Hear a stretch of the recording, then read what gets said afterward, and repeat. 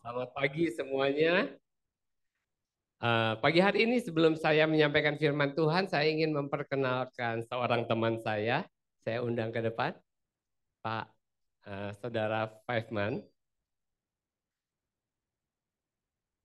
1 minggu yang lalu, saya tidak ada di sini. Saya ada di Surabaya, ada rapat kerja Majelis Pusat. Dan eh, hari ini bersama dengan saya ada teman saya, rekan kerja saya, namanya Fevman Hareva. Ya, dari namanya sudah tahu dari mana ya?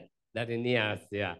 Dan beliau akan membantu saya paling tidak untuk selama 6 bulan di tempat ini. Biar beliau memperkenalkan diri sendiri. Shalom jemaatan semuanya. Oke, pertama-tama perkenalkan nama saya Fevman Hareva.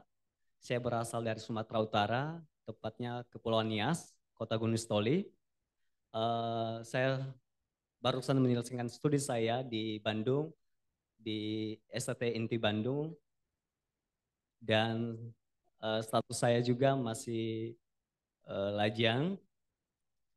Eh, ya, eh, Saya juga di sini diperbantukan dari MP untuk belajar di tempat ini, ya dimentori oleh Bapak Gembala di sini. Oleh sebab itu, saya minta juga dukungan dari jemaat-jemaat semuanya untuk membimbing, mengarahkan saya, karena saya masih belum banyak kelemahan dalam pelayanan. Oleh sebab itu, saya meminta dukungan dan bimbingan dari Bapak dan jemaat Tuhan semuanya di tempat sini. Terima kasih. Oke. Ya, jadi Fevman akan diperbantukan di Palembang, kadang-kadang mungkin juga ke Prabu Muli. Baik. Bagi Bapak, Ibu, dan saudara-saudara yang mungkin belum tahu, saya mau memberitahukan kepada kita semua bahwa gereja kita, gereja MDC, bukanlah gereja milik pribadi, tetapi milik yayasan. Yayasannya namanya Yayasan Masa Depan Cerah, di mana kepengurusan yayasan pun bukan milik pribadi. Di mana di dalam ADART yayasan ada sebuah peraturan bahwa setiap orang yang melayani full time di MDC itu ada masanya, ada batas usianya. Dan batas usia untuk melayani di MDC itu batasnya 65 tahun. Ya, setelah 65 tahun, dia harus masuk masa emeritus atau pensiun. Nah, Pak Bambang Wijaya, Pendeta Dr. Bambang Wijaya, founder, pendiri dari MDC, dan juga hamba Tuhan yang paling senior di MDC, itu sudah mencapai usia 65 tahun. Itu sebabnya beliau harus mengundurkan diri menjadi masuk masa emeritus. Nah, sebagai seorang emeritus bukan berarti beliau berhenti melayani. Beliau tetap melayani, tetapi sebagai volunteer, ya. Dia tetap jadi gembala, tapi gembala volunteer. Apa gembala volunteer atau apa itu volunteer? Volunteer itu sama seperti jemaat yang melayani jadi WL, melayani main musik. Demikian juga Pak Bambang, dia tidak lagi ada di struktur organisasi, tapi dia tetap ikut melayani sama seperti jemaat melayani. Dan berikut ini kita akan dengarkan pernyataan beliau. Silakan Indah.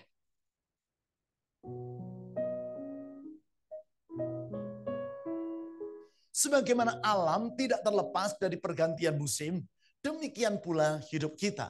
Segala sesuatu ada masanya. Sesudah 35 tahun lebih melayani Tuhan sebagai full timer dalam jemaat GKPB, oleh anugerah Tuhan, tibalah waktunya bagi saya memasuki masa emeritus. Mengapa? Karena gereja kita bukan lembaga milik pribadi, namun lembaga yang ditata dengan aturan-aturan organisasi, termasuk aturan usia seorang full timer.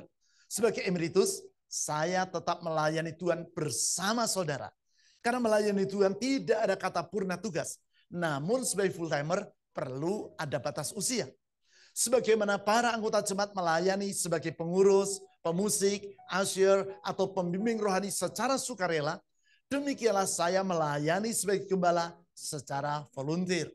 Kehidupan gereja kita akan tetap berjalan, sementara proses peralihan kepemimpinan terus berlangsung. Akhir kata, saya dan istri saya mengucap terima kasih kepada seluruh jemaat GKBB yang telah menerima kami untuk melayani Tuhan bersama saudara. Mari terus melayani Tuhan dengan segenap hati, karena Dia layak menerima pengabdian kita. Dan jerih lelah kita dalam Kristus tidak akan sia-sia. Ya, itu pernyataan beliau. Itu bukan AI ya saudara ya. Ya, bukan, itu asli ya, original. Betul-betul dia sampaikan sendiri di depan jemaat. Dan beliau sudah emeritus sejak 15 Oktober, bulan yang lalu. Oke. Nah, sama dengan apa yang dia sampaikan di akhir pernyataannya, jerih lelah kita di dalam Tuhan tidak sia-sia. Demikian juga itu yang akan menjadi tema khotbah kita pada hari ini. Saya akan baca bersama-sama 1 Korintus 15 ayat 58. Tolong ditampilkan ya. Kita akan baca bersama-sama. 1 Korintus 15 ayat 58. Oke, mari kita baca bersama-sama. 1, 2, 3. Karena itu, saudara-saudaraku yang kekasih, berdirilah teguh, jangan goyah, dan giatlah selalu dalam pekerjaan Tuhan. Sebab kamu tahu bahwa dalam persekutuan dengan Tuhan, jerih payahmu tidak sia-sia. Dari ayat ini ada beberapa hal penting, sangat penting menurut saya, yang perlu kita sama-sama pelajari. Nah, seringkali kita mendengar banyak orang Kristen mengeluh. Mengeluh kenapa? Yang pertama, banyak orang Kristen mengeluh, aku ini sudah melayani Tuhan bertahun-tahun. Aku rajin ibadah, tidak pernah absen, aku selalu mendukung dengan daya, bisa dikecilin sedikit, dengan daya, dengan dana, waktu, tenaga, pikiran, bahkan kadang-kadang korban perasaan. Tapi kenapa hidupku begini-begini aja? Kenapa tidak ada perubahan? Padahal orang lain yang santai-santai cuma datang hari Minggu, hidupnya kelihatannya tambah lama tambah naik. Kenapa ya? Kayaknya Tuhan nggak adil deh. Kalau begini terus, lebih baik jadi jemaat biasa. Buat apa susah-susah melayani? Kita juga sering mendengar ada orang yang bilang, aku mau terlibat dalam pelayanan. Tapi, ya ada tapinya, tapi jangan dituntut aku tanggung jawab besar-besar. Aku ini bukan pendeta. Prioritasku bukan pelayanan, prioritasku adalah pekerjaanku. Jadi kalau ada waktu, aku mau melayani. Jadi jangan nyuruh aku harus ini, harus itu. Ya aku mau melayani saja sudah untung. Dan yang ketiga, walaupun jarang tapi ada juga, dia bilang begini, melayani Tuhan boleh-boleh saja, oke-oke aja. Yang penting seimbang sama PK-nya. Ya, yang penting cocok PK-nya, oke lah gitu. Ada banyak orang seperti itu. Dan fenomena ini banyak melanda kehidupan orang-orang percaya, anak-anak Tuhan. Kita mau melayani Tuhan kalau ada imbalan yang sesuai, kalau dihargai, kalau dihormati. Kita mau melayani Tuhan kalau pelayanan itu tidak mengganggu kenyamanan kita. Kalau pelayanan itu tidak merugikan kita dan tidak dituntut macam-macam. Dan kalau saudara adalah orangnya yang sempat berpikir seperti itu, saya mau beritahu, mungkin saudara lupa. Saudara lupa bahwa melayani Tuhan itu bukan pilihan. Melayani Tuhan itu sebuah kewajiban.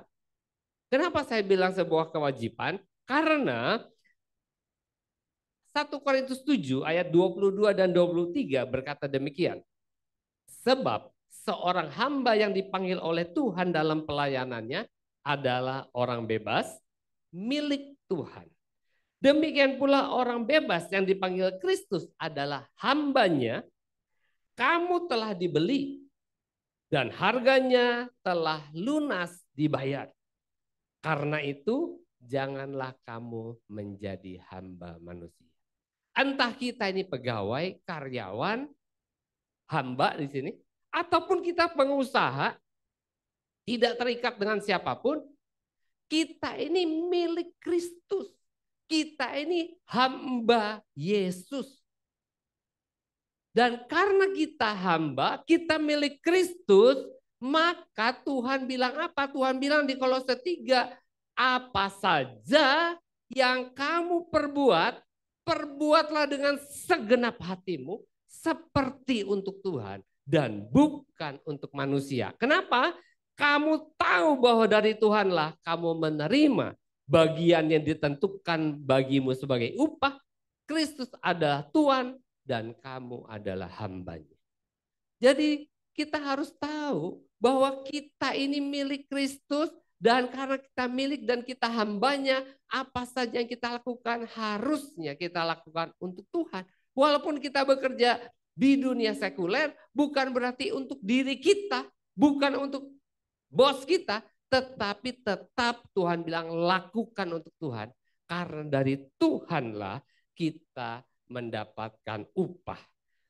Dan pagi hari ini saya ingin mengingatkan kita semua, jangan sampai upah, imbalan, persembahan kasih, atau penghormatan, penghargaan yang kita terima, itu yang menjadi tolok ukur buat kita melayani Tuhan. Kalau yang kita terima itu nama kita terkenal, kalau yang kita terima itu PK-nya besar, kalau kita jadi dihormati orang, maka kita akan melayani sungguh-sungguh. Tapi kalau kita melayani di balik layar, nama kita tidak pernah terpampang, orang tidak kenal kita tidak terima persembahan kasih, maka melayaninya setengah hati. Tidak semangat, apa adanya saja. Tidak memberikan spirit of excellence. Itu salah besar, tidak ada alasan ya. Paulus katakan segala sesuatu, apa saja yang kamu lakukan, lakukanlah seperti untuk Tuhan. Artinya ketika kita melakukan apa saja, entah itu bekerja, entah itu melayani Tuhan, kita harus melakukannya dengan segenap hati, jangan hitung untung rugi. Kenapa? Karena Yesaya 61 ayat 8. Ya, kita lihat ya. Sebab aku, Tuhan, mencintai hukum dan membenci perampasan dan kecurangan. Aku akan memberi upahmu dengan tepat dan akan mengikat perjanjian abadi dengan kamu. Jadi Tuhan itu memberi reward kepada setiap orang. Cuma reward yang dia berikan, seringkali kita pikir itu atas usaha kita, hasilnya kita. Kita harus tahu kalau kita mendapatkan apa saja, entah itu uang, entah itu penghargaan, entah itu penghormatan, itu karena ada Tuhan di belakang kita. Ada Tuhan yang membackup kita. Sehingga kita bisa melakukan segala sesuatu dan mendapatkan upah atau reward. Ada orang yang bilang begini, Pak, saya mau melayani Tuhan, tapi jangan sekarang ya. Soalnya saya sekarang ini masih sibuk, tunggu sampai agak santai. Anak saya masih kecil, pekerjaan saya masih sibuk-sibuknya menuntut banyak waktu, tenaga, dan pikiran. Jadi boleh nggak ya saya nanti-nanti aja melayani Tuhan. Tunggu agak santai sedikit. Boleh nggak? Boleh-boleh saja. Tapi masalahnya ada dua. Masalahnya yang pertama, saudara tidak tahu apakah saudara masih punya kesempatan. Karena hidup kita 5 menit lagi masih hidup atau tidak kita tidak tahu. Apa yang terjadi dalam hidup kita besok kita tidak tahu. Jadi kalau kita tunda, jangan-jangan kita tidak ada kesempatan lagi. Baru bulan lalu saya dapat video salah seorang teman hamba Tuhan di Palembang sini. WL-nya lagi pimpin pujian, tiba-tiba jatuh dan meninggal. Ya bersyukurlah meninggal ketika melayani Tuhan. Ya. Jadi kesempatan melayani tidak selalu ada. Yang kedua, ketika saudara sudah santai, ketika saudara waktunya sudah punya, tidak ada kesibukan, saudara mau melayani Tuhan, tetapi peluangnya sudah tidak ada. Karena ketika itu saudara sudah tidak dibutuhkan lagi. Karena udah banyak orang yang ikut melayani di sana. Jadi pakai kesempatan. Katanya tadi hidup ini adalah kesempatan. Kesempatan kadang-kadang tidak lewat 2 kali. Kita perlu mempergunakan setiap kesempatan yang ada dengan sungguh-sungguh. Ya. Kadang-kadang orang tuh kalau ditawari pelayanan itu sama seperti orang ketika ditawari untuk dibaptis. Orang kalau mau dibaptis tanya, kamu mau dibaptis? Kamu percaya Yesus? Percaya. Apa buktinya? Harus dibaptis. Ya, baptisan air itu salah satu tanda bahwa kita percaya. Jadi mau dibaptis nggak? Kaget lah. Ya, pikir-pikir dulu atau kaget lah nanti next time. Artinya apa? Artinya belum percaya. Sama seperti kita ditawari melayani Tuhan. Mau, tapi nanti itu artinya nggak mau. Gitu ya, sama aja. Nah, ada yang tanya, Pak, Tuhan itu kan maha kuasa. Tuhan itu kan tidak terbatas. Dia maha tahu. Kenapa dia kok pakai manusia yang terbatas, manusia yang banyak kekurangannya untuk melayani? Kenapa dia tidak lakukan semuanya aja sendiri? Dia kan punya banyak malaikat. Betul nggak? Kenapa tidak pakai tenaga profesional aja?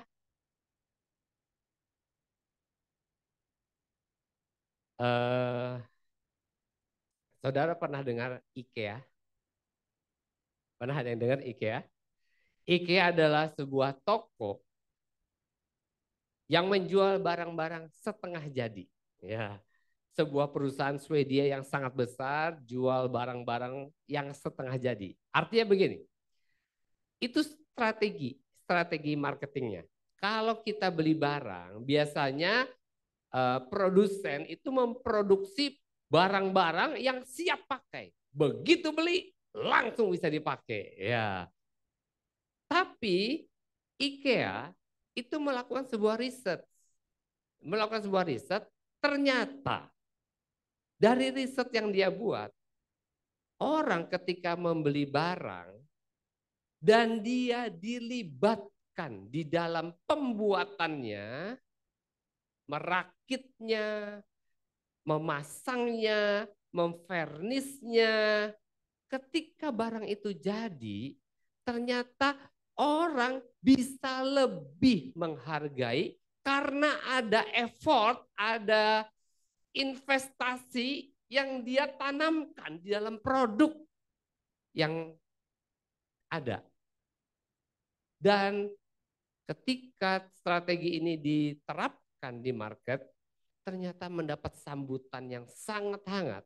Itulah sebabnya kemarin waktu saya raker di Surabaya, itu di CW, itu ada toko IKEA yang sangat besar, itu rame sekali orang berbelanja di sana. Padahal dengan berbelanja barang setengah jadi, harganya tidak lebih murah daripada beli barang yang sudah jadi.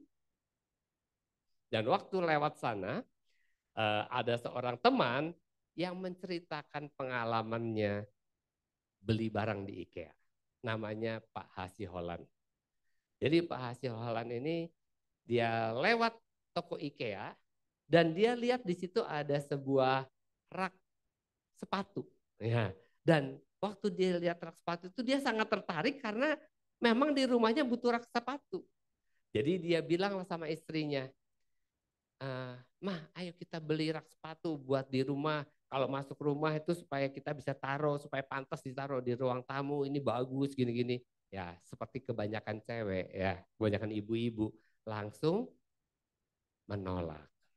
Ya, tapi dia berdebat, beradu argumentasi, akhirnya diizinkan dengan syarat beli yang langsung jadi. Kata Pak Hacuran, wah nggak seru, nggak seru. Kenapa? Karena dia mau terlibat di dalam pembuatannya. Dia udah bayangin kalau aku beli di IKEA, aku dan anakku akan sama-sama merakit rak sepatu ini. Ya. Saya nggak tahu perempuan ya, tapi kalau laki-laki itu biasanya bangga kalau bisa menghasilkan sesuatu yang bagus dan jadi berkat, berguna buat rumahnya, buat keluarganya. Saya minggu lalu kan nggak ada di sini, ya. Terus saya dapat kabar dari Toto, dari Jingjing, listriknya mati. Waduh, saya pusing juga. Suruh handle dari Surabaya tentang listrik mati, di sana juga mau ibadah, gitu. Karena di sana ibadah jam 8, di sini jam 9. Sini laporannya sudah jam 8. Gimana ini? Gitu. Jingjing tanya sama saya, kok Prabu Muli listriknya apakah seperti di sini? Kok mereka nggak pernah ada masalah ditinggal-tinggal? Saya bilang, enggak. Kok di sini ribet? Saya bilang, saya yang bikin ribet. Iya, terus terang saya yang bikin ribet. Tapi saya bikin ribet itu tujuannya, Pak. Tujuannya gini, kalau PLN nyala, semuanya akan jauh lebih enak. Karena saya latar belakang saya orang elektro. Jadi saya desain semua listrik, lampu, sound system ini semua dari satu sudut sana. Ya, saya yang atur. Tukang listrik manapun kalau mau betulin, kalau nggak tanya saya nggak bisa. Karena saya yang desain gitu loh. Dan saya bangga. Tapi kalau listrik mati, memang kalau nggak orangnya yang buat nggak bisa, saudara. Jadi saya yang buat ribet. Tapi kalau kita berhasil, itu satu kebanggaan gitu loh. Nah itu juga yang dilakukan oleh Pak Hasiholan. Dia kepingin buat rak sepatu supaya dia bisa banggakan kepada istrinya, aku yang buat ini gitu ya. Nah, akhirnya setelah berdebat lama akhirnya istrinya menyerah. Ya udah terserah kamulah. Yang penting jangan lama-lama, harus jadi. Ya udah keluar duit harus jadi. Kata Pak Hasiholan, alah rak sepatu, apa susahnya rak sepatu, betul nggak? Cowok-cowok, suami-suami, rak sepatu sederhana, apa susahnya? Belilah mereka 2 set, ya pulang ke rumah, dibuka semuanya, panggil anaknya, dan mereka excited sekali, mereka pasang. 3 jam tidak berhasil. 3 jam udah keringetan tidak berhasil. Dan anaknya katanya yang tadinya excited akhirnya frustasi dan menyerah. Demikian juga Pak Hasiholan. Dan dia bilang akhirnya saya ambil jurus pamungkas. Apa jurus pamungkasnya? Dia ambil buku manualnya. Waktu dia ambil buku manualnya, anaknya lihat, loh Pak, ada buku manualnya. Iya, setiap barang begini ya pasti ada buku manualnya. Terus anaknya ngomel, anaknya bilang gini, Dad, why do you make my life so hard? Kenapa kamu buat hidupku jadi susah? Just follow the instruction katanya. Ikutin aja instruksinya, pasti jadi. Dan waktu Pak Hasiholan dengar itu, dia merenungkan dalam hatinya, iya ya. Dan ini ternyata berlaku bukan hanya untuk bikin rak sepatu saja, tetapi dalam segala hal, khususnya di dalam melayani Tuhan, kita ini perlu ikut instruksinya. Ya. Nah, kalau kita ikut instruksinya, maka semuanya akan berjalan dengan baik. Nah, saudara, Tuhan ingin kita, anak-anak Tuhan, itu terlibat di dalam pekerjaannya, di dalam bisnisnya. Bukan karena dia tidak mampu mengerjakan itu semua sendiri. Bukan karena dia tidak bisa. Dia bisa ciptakan langit dan bumi, alam semesta ini sendirian. Beserta seluruh isinya, beserta seluruh sistemnya, berjalan sudah ribuan atau jutaan tahun kita tidak tahu. Sampai detik ini semua berjalan dengan baik. Bumi tidak pernah ketabrak dengan planet yang lain. Dia bisa kerjakan semua. Apalagi cuma untuk mendatangkan kerajaan Allah di muka bumi. Kalau kita baca doa Bapa kami kan doanya gitu kan. Datanglah kerajaanmu di bumi sama seperti di surga. Mendatangkan kerajaan Allah di muka bumi itu gampang. Membuat orang percaya itu gampang buat Tuhan. Tapi masalahnya Tuhan mau melibatkan kita. Supaya kita ini sama seperti orang yang IKEA tadi. Lebih menghargai, merasa bangga terlibat di dalam mega proyeknya Tuhan. Lebih mengasihi jiwa-jiwa, lebih mengenal Tuhan dengan baik. Dan itu sebabnya kita dilibatkan oleh Tuhan di dalam proyeknya Tuhan. Ketika Tuhan menciptakan saudara dan saya, dia sudah punya blueprintnya buat kita. Dia sudah punya rancangan buat kita, rencana buat kita. Supaya kita dilibatkan di dalam proyeknya. Dan untuk itu dia sudah menyediakan buku manualnya namanya Alkitab. Tujuannya apa? Supaya setiap kita bisa mengikuti step by step semua aturannya. Sehingga ketika kerajaan Allah itu datang di muka bumi, kita bisa bilang, Tuhan, aku ada di dalamnya. Aku terlibat di dalamnya. Bangga. Setiap kita, bukan hanya pendeta, semua orang. Tuhan mau kita merasa menjadi bagian. Kita tuh punya sense of belonging, punya rasa memiliki kerajaan Allah. Makanya kita mau susah-susah, kita mau terlibat di dalamnya. Saudara, bikin rak sepatu aja sudah terbukti 3 jam tanpa buku manual, gagal. Apalagi mendatangkan kerajaan Allah di muka bumi tanpa Alkitab, mustahil. Itulah sebabnya Tuhan bilang Matius 28, pergilah jadikan semua bangsa muridku, baptislah mereka dalam nama Bapa, Anak, dan Roh Kudus, ajarlah mereka melakukan segala sesuatu yang telah kuperintahkan kepadamu. Jadi Tuhan itu mau kita jadi murid, belajar teorinya, belajar prakteknya, maka kita akan melihat kerajaan Allah datang ke muka bumi. Dan kita adalah salah satu agennya. Dan kita boleh berbangga kalau kita ada terlibat. Jadi kita mesti ikuti petunjuk si perancangnya. Dan itu sudah tertulis di Alkitab sejak awal. Kalau saudara lihat bagaimana Tuhan itu menyuruh Musa bikin kemah suci. Ya, itu detail sekali. Dia bilang begini di dalam Keluaran 25 ayat 40. Ingatlah bahwa engkau Musa membuat semuanya itu menurut contoh yang telah ditunjukkan kepadamu di atas gunung itu. Jadi satu hari Musa dibawa ke atas gunung oleh Tuhan. Dan di atas gunung itu dia mungkin melihat, mungkin ya, hologram gitu ya tentang kemah suci. Dan lihat semuanya. Dan ketika dia turun dari gunung, dia ajak semua bangsa Israel ikut terlibat membuat kemah suci. Bahkan bukan hanya Musa, Yesus pun demikian. Yesus bilang apa di dalam Yohanes 5 ayat 19?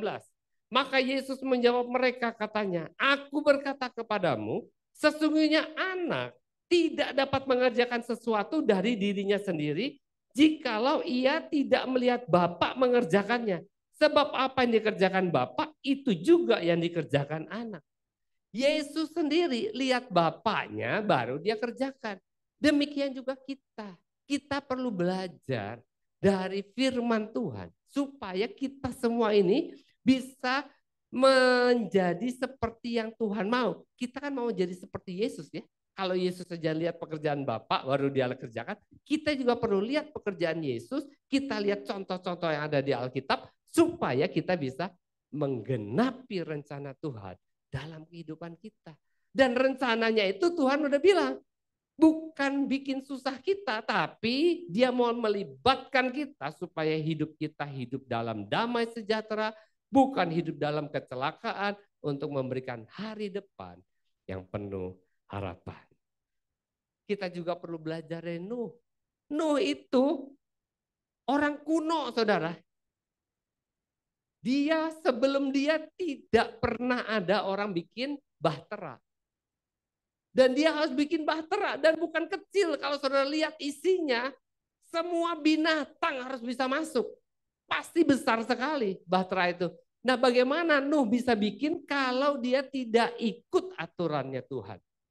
Tidak ikut petunjuknya Tuhan. Dan kalau saudara baca detail di Alkitab, saudara juga bisa lihat betapa detailnya Tuhan membimbing Nuh satu persatu supaya bahtera itu ketika ada air bah tidak terguling, tidak tenggelam, tidak bocor ya.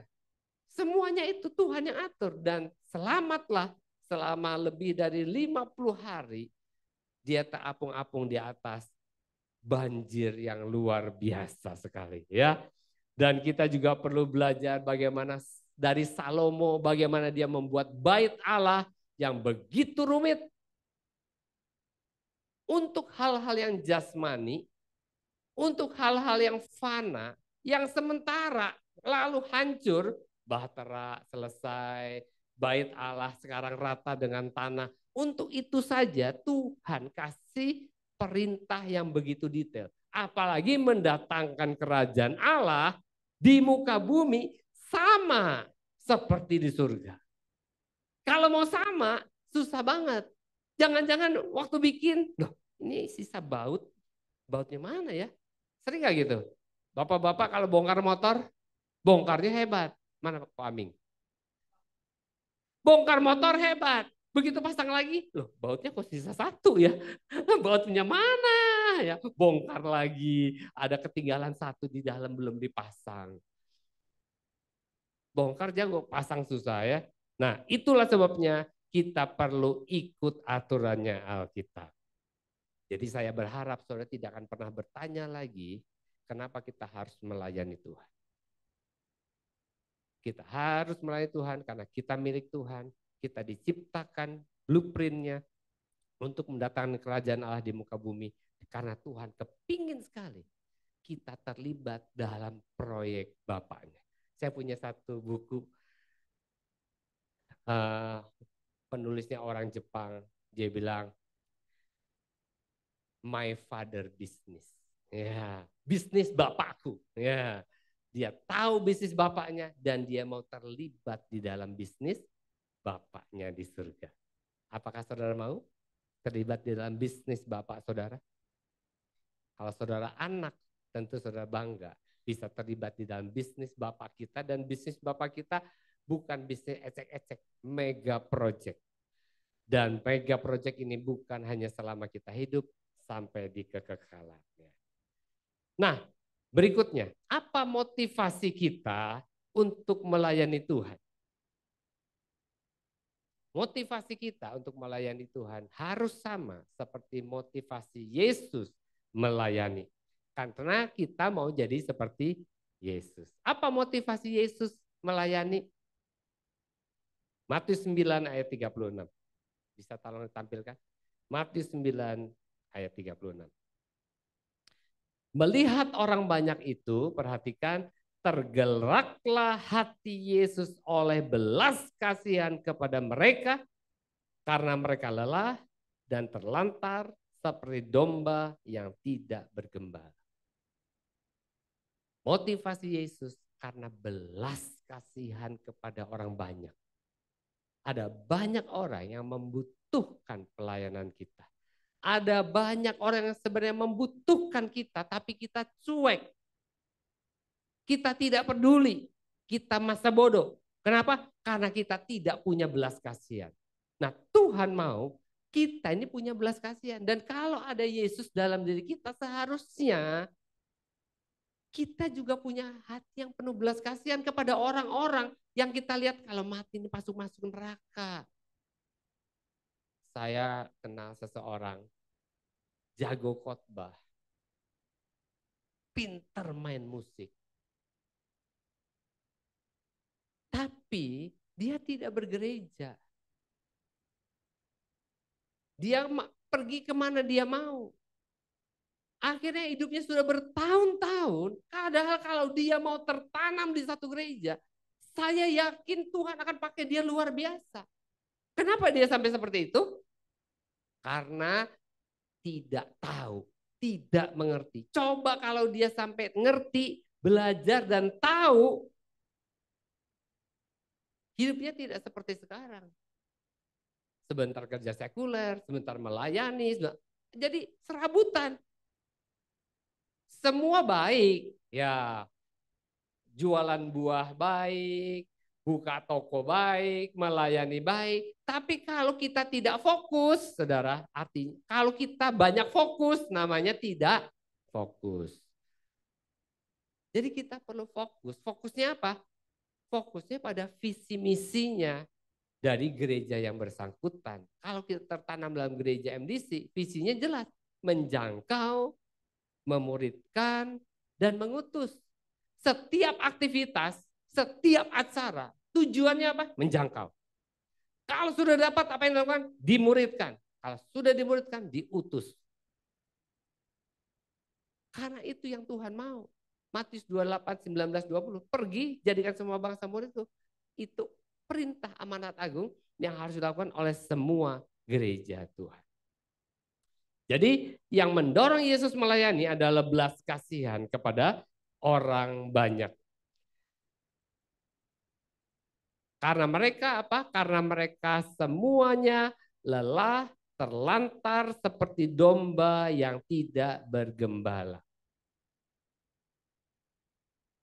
Ada orang yang bilang, Pak, tapi itu jemaatnya orang lain loh Pak. Jemaatnya gereja sana. Saudara, kalau ada orang digembalakan, saudara biarkan, jangan ditarik-tarik ke sini. Kenapa? Karena dia aktif melayani, sedang bertumbuh digembalakan. Tapi kalau ada orang yang kata Tuhan tidak bergembala, terlantar, itu tugas saudara untuk membawa dia supaya dia punya tujuan, punya gembala, tidak terlantar lagi. Dan kalau ada orang yang protes, bilang ini perintah dari Tuhan Yesus. Tuhan Yesus juga, dia tidak memisah-misahkan gereja. Dia mempersatukan, dia mau setiap gereja saling mendukung. Makanya kita perlu saling memperhatikan satu dengan yang lain, saling menggembalakan, saling mendorong dalam kasih satu dengan yang lain. Tidak ada orang yang tidak bisa melayani, semua orang bisa melayani. Jadi kita harus punya belas kasihan kepada orang-orang. Tuhan Yesus pernah berkata, tuaian memang banyak, tetapi pekerja sedikit. Karena itu mintalah kepada Tuhan yang mempunyai tuaian supaya ia mengirimkan pekerja-pekerja untuk tuaian itu. Tuhan ingin kita terlibat di dalam pekerjaannya. Makanya setiap orang percaya harus belajar, harus terus diperlengkapi supaya mereka bisa jadi pemimpin. Kenapa Fiveman diutus ke sini? Semua anak-anak lulusan dari sekolah Alkitab itu tidak siap pakai. Mereka siap dilatih. Dan mereka tidak bisa dilatih di tempat gereja-gereja besar. Kalau gereja jemaatnya sudah 1000, terus yang khotbah di sini baru lulus sekolah Alkitab, itu tidak memungkinkan. Itulah sebabnya dikirimlah orang-orang seperti ini ke gereja-gereja yang jumlahnya di bawah 100. Supaya apa? Supaya mereka mendapatkan kesempatan dilatih, diasah, diberi kesempatan, dan itu membuat dia punya jam terbang yang baik, dan dia bisa jadi hamba Tuhan yang matang, dan bisa ditempatkan di mana saja. Di MDC ada kurang lebih 18 hamba Tuhan yang sudah mendekati masuk masa emeritus. Dan tenaga pengganti yang tersedia tidak ada 18. Jadi dibutuhkan sekali pemimpin. Dan saudara itu harus punya visi jadi pemimpin. Bukan jadi jemaat, saya jemaat aja dah. Ribet lah jadi pemimpin, susah, pusing. Tadi saya udah bilang ya. Justru kita ini dipilih, Tuhan itu Tuhan Yesus, dia pilih murid-muridnya. Gereja juga pilih orang-orang. Kalau Tuhan Yesus memilih, gereja juga sama, mencontoh, memilih. Waktu Yesus pilih, apakah semuanya orang sempurna 12? Satu berkhianat, menjual Yesus. Satu menyangkal Yesus 3 kali. Dan 10 yang lainnya pengecut semua, lari waktu Yesus ditangkap. Artinya apa? Tidak ada yang sempurna ketika dipilih. Jadi kalau saudara disuruh melayani, saudara tidak merasa tidak sempurna. Aku ini belum ini, aku enggak sekolah Alkitab. Muridnya Yesus juga sama. Tidak ada yang sempurna. Tetapi dengan berjalannya waktu Tuhan mengajar, melatih mereka. Sehingga akhirnya kalau saudara baca, semuanya 12 orang, 11. 12 tambah Paulus. Semuanya martir buat Tuhan. Kenapa?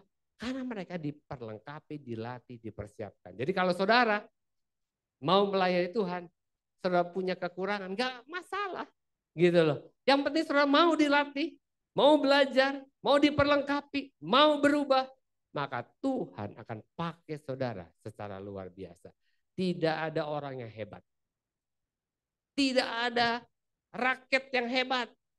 Tidak ada bola bulu tangkis yang bagus, yang hebat. Yang ada yang pegangnya hebat. Ya, kalau saudara di tangannya Tuhan, maka saudara lebih dari pemenang.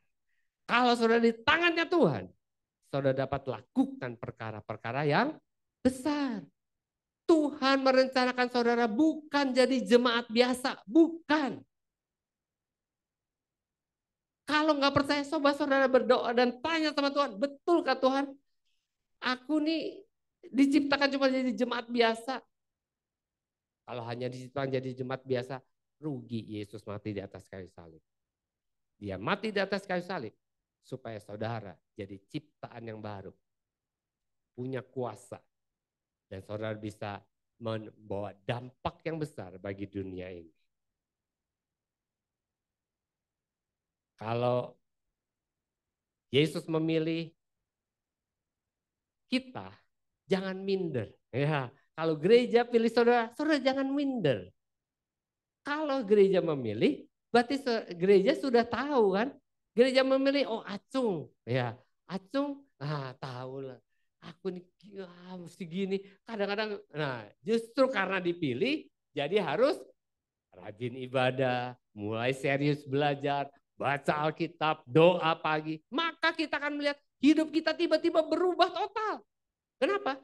Karena ikut apa yang manual book-nya katakan. Ya. Salah memilih pemimpin memang juga bahaya. Pak Hasiholan, waktu dia tidak ikutin instruction manualnya, dia membuat istri dan anak-anaknya susah. Ya enggak? Istrinya bilang, makanya udah dikasih tahu beli langsung jadi, cari susah. Ya, anaknya, Dad, why do you make my life so hard? Karena kesalahan pemimpin memang bisa menyulitkan orang lain, membuat orang lain jadi susah, memang. Tapi Alkitab bilang, Tidak ada pemimpin lebih susah. Tidak ada pemimpin yang sempurna. Tapi tidak ada pemimpin lebih susah. Amsal 11 ayat yang ke-14. Jikalau tidak ada pimpinan, jatuhlah bangsa. Tetapi jikalau penasehat banyak, keselamatan ada. Kalau pemimpin tidak ikut instruksi, akan menyusahkan bukan hanya dirinya, tapi menyusahkan orang lain juga. Tapi kalau tidak ada pemimpin, satu bangsa bisa jatuh. Kita masuk masa tahun politik, ya. Jangan salah pilih. Tapi kalau sampai salah, masih lebih baik daripada tidak ada. Tapi usahakan jangan salah dong. Ya. Jadi kita bisa pilih yang dengan bijaksana. Itulah sebabnya saudara yang dipilih jadi koordinator pelayanan, jadi ketua kesan, jadi pelayan mimbar. Saudara perlu belajar untuk rajin berdoa, baca Alkitab, dengar nasihat, taat, fokus kepada apa yang dipercayakan kepada kita. Saya yakin saudara akan dipakai Tuhan secara luar biasa.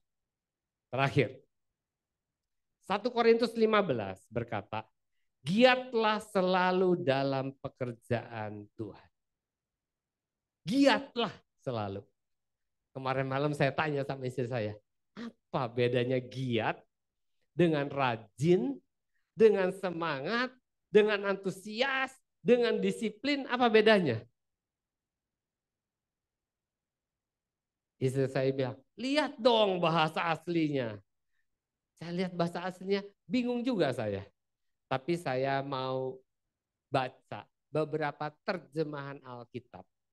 Supaya kita bisa menangkap apa artinya giatlah selalu dalam pekerjaan Tuhan. Dan ketika saya baca, saya kaget juga. Ya, dari Good News Bible. Giatlah selalu dalam pekerjaan Tuhan. Dalam Good News Bible dia bilang, keep busy always in your work for the Lord. Sibukkanlah dirimu selalu dalam pekerjaan Tuhan. Sibukkanlah dirimu selalu. Jadi jangan sampai saudara, enak hari ini santai, nggak ada jadwal pelayanan. Sibukkanlah. Kalau saudara biasanya main musik dan hari ini bukan jadwal musik, saudara harus tahu apa yang bisa aku lakukan sekarang. Ya, sibukkanlah dirimu. Keep busy always in your work for the Lord. Dari Easy to Read version. Giat selalu dalam pekerjaan Tuhan, dia bilang, always give yourself fully to the work of the Lord. Selalu berikan dirimu sepenuhnya pada pekerjaan Tuhan. Berikan diri kita selalu dan sepenuhnya kepada pekerjaan Tuhan. Dan yang terakhir dari The Message. Dia bilang, giatlah selalu dalam pekerjaan Tuhan itu, throw yourself into the work of the master. Lemparkan dirimu ke dalam pekerjaan Tuhan. Artinya inisiatif untuk melayani itu jangan datang dari gereja saja. Kita juga harus lemparkan diri kita. Kita yang harus menawarkan diri kita. Aku mau melayani. Dan kalau saudara mau, gereja itu selalu butuh orang. Tidak ada gereja yang kebanyakan orang. Gereja itu selalu butuh pelayan-pelayan. Karena pekerjaan Tuhan itu mega project, saudara. Kita itu kesulitan. Kenapa? Karena keterbatasan dana dan daya. Jadi kalau ada orang yang mau terlibat di dalamnya, sangat welcome sekali. Dan yang ayat terakhir sebagai penutup saya ingin bacakan kepada saudara, Yohanes 12 ayat 26. Tolong ini simpan dalam hati, jangan sampai lupa. Pulang ibadah ini, yang lain boleh lupa, ayatnya jangan lupa. Dia bilang begini, barang siapa melayani aku, huruf besar Yesus, ia harus mengikuti aku. Dan di mana aku berada, di situ pun pelayanku akan berada. Barang siapa melayani aku, ia akan akan dihormati Bapa. Tuhan menghormati setiap orang yang melayani Tuhan Yesus. Jadi kita perlu melayani Yesus. Berikan dirimu sepenuhnya, lemparkan dirimu, tetap sibukkan dirimu dengan pekerjaan-pekerjaan Tuhan. Dan saudara akan melihat hidup saudara semakin maju dan perkara-perkara besar saudara lihat terjadi karena saudara terlibat di dalam mega proyeknya Tuhan. Amin. Mari kita datang kepada Tuhan. Tuhan Yesus, terima kasih. Kami sudah mendengar firman-Mu.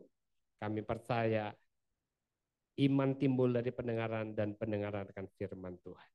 Kami percaya apa yang kami dengar akan merubah hidup kami untuk selama-lamanya.